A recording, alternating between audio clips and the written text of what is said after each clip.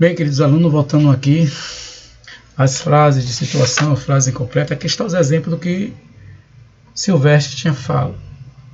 Ele tinha respondido ao pedreiro, primeira resposta que era fácil, ele sabia, ele tinha certeza. A segunda expressão, 2 furos, que é a resposta, e aí nós estamos vendo 2 interjeições, 2 onomatopeias.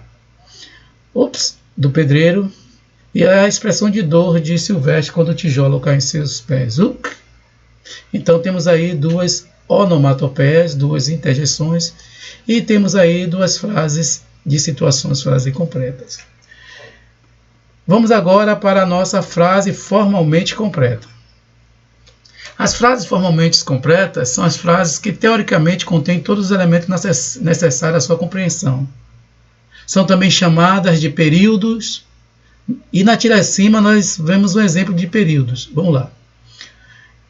Na primeira fala do pedreiro, qual é a diferença entre um tijolo de 8 furos e um de 6 furos? Estamos vendo aí uma frase completa. Na segunda, e o de 8 furos deve ser mais pesado. Frase completa. Por que, professor, uma frase formalmente completa? Porque para ser uma frase formalmente completa, ela precisa ter períodos. Para ser períodos, ela precisa ter oração. E para ser oração, ela precisa ter verbo. Então, uma frase é formalmente completa quando tem verbos. E onde está o verbo aqui? Qual é? Verbo ser. Qual é a diferença entre um tijolo de 8 furos? Então, é o verbo. E na segunda, e o de 8 furos deve. Deve, do verbo dever. Ser é verbo? É, mas aqui está em forma nominal do verbo, não está conjugado. O período aqui é o deve, do verbo dever. Ele deve. Então, temos uma frase completa, uma frase formalmente completa, porque temos um período simples e temos verbos. Logo, temos 2 orações. Primeira oração, na frase do pedreiro. Segunda oração, na resposta de Silvestre. Seguindo em frente, além dessa classificação, os gramáticos costumam dividir as frases em 5 categorias, de acordo com as intenções de quem fala e escreve. Então, de acordo com as intenções de quem fala e escreve, quer dizer que você vai variar de acordo da intenção de quem fala e quem escreve. Vamos mais à frente, descrever essas 5 categorias. Vamos falar. Primeira, declarativa. Vincula a informação.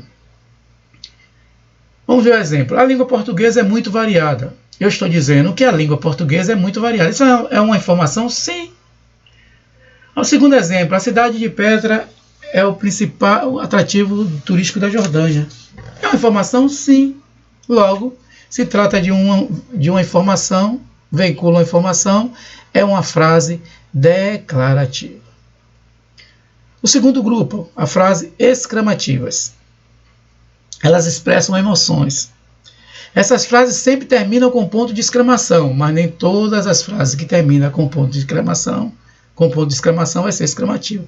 Nós vamos aprender mais para frente, mas tudo bem. Mas por enquanto, lembre-se que a frase exclamativa expressam emoções. Exemplo, que susto, ufa, como Machu Picchu é interessante. Estamos expressando emoções, logo temos as frases exclamativas. Aí nós vamos agora para as frases interrogativas. Essas sim, formulam sempre perguntas e terminam sempre com ponto de interrogação. Então, todas as frases que terminam com ponto de interrogação, que formulam perguntas, são as frases interrogativas. Exemplo, quantos anos você tem? Eu estou perguntando quantos anos você tem. É uma pergunta. Você conhece Paraty? Eu estou perguntando se você conhece a cidade de Paraty. É uma pergunta. Logo, nós temos aí o exemplo das frases interrogativas.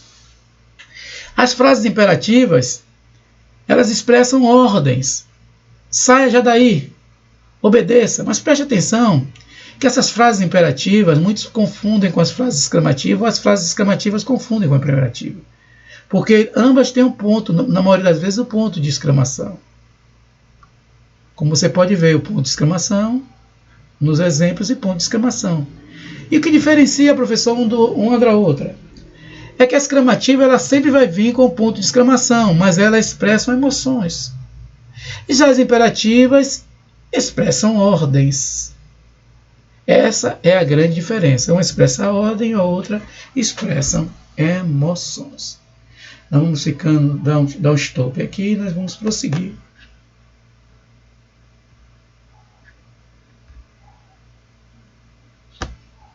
Um stop.